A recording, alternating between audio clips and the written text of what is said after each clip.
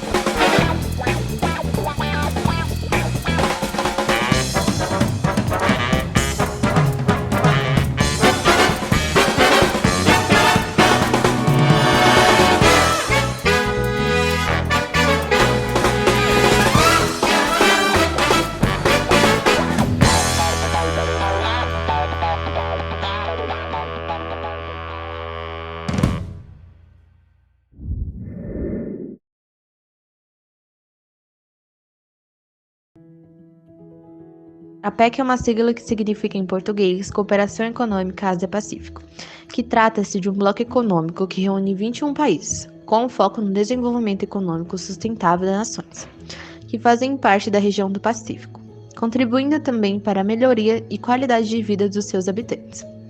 Ao se unirem, os países membros adotam medidas que valorizam o comércio e também os investimentos por meio de atitudes sintonizadas com a aceleração econômica. A fundação da APEC aconteceu após várias discussões sobre a regionalização dos países que ficam ao redor do Oceano Pacífico. A fundação oficial da APEC, em 1993, inclusive com o aval do então presidente norte-americano, que propôs reuniões anuais para discutir o rumo das economias do bloco ao longo da Conferência de Seattle.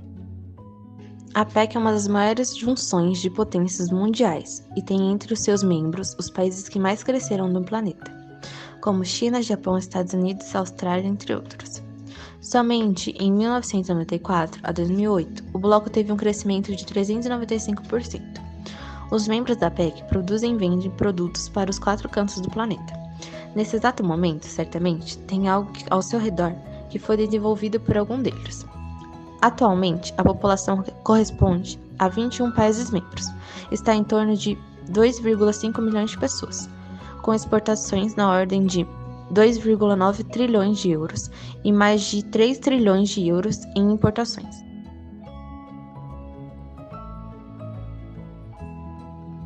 A APEC é um bloco econômico de livre comércio. E por quê? Vale lembrar que livre comércio é a troca de bens ou de serviços entre países. E, bom, como já vimos antes, um dos objetivos da APEC é liberar o comércio e integração das economias dos países membros.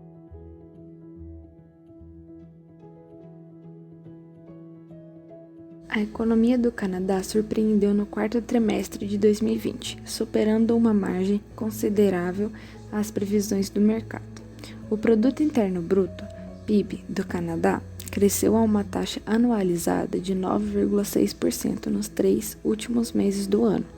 As expectativas do mercado eram de alta de 7,2%.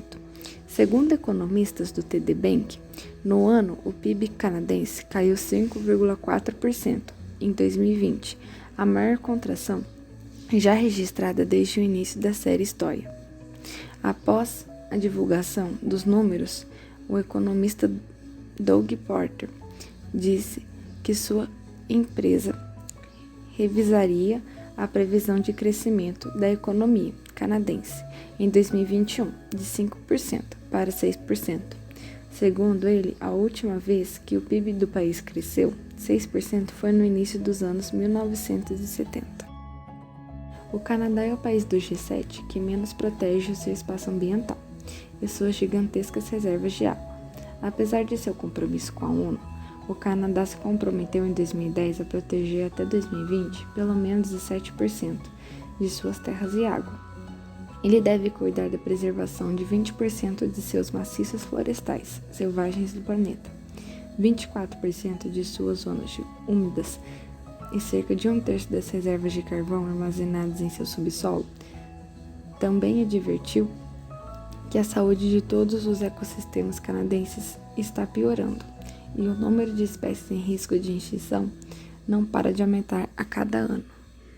Além de ter uma rainha e um primeiro-ministro, as leis canadenses se baseiam no common law, ou seja, a justiça é aplicada com base em costumes, não em leis escritas.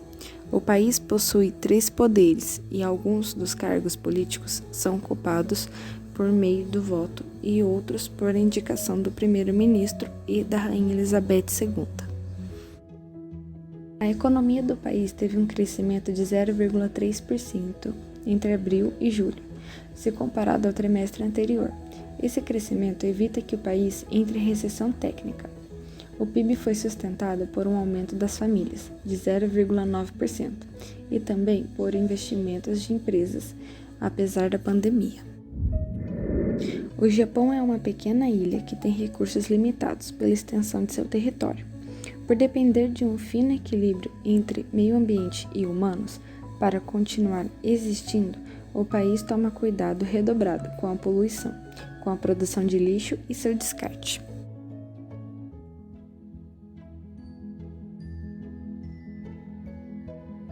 O parlamento, chamado de Dieta Nacional, consiste na Câmara dos Conselheiros, a Câmara Superior, com 242 membros eleitos para mandatos de 6 anos pelo voto popular, e metade dos membros podem ser renovados a cada 3 anos. E a Câmara dos Representantes, a Câmara Inferior, com 465 membros eleitos por voto popular para mandatos de 4 anos.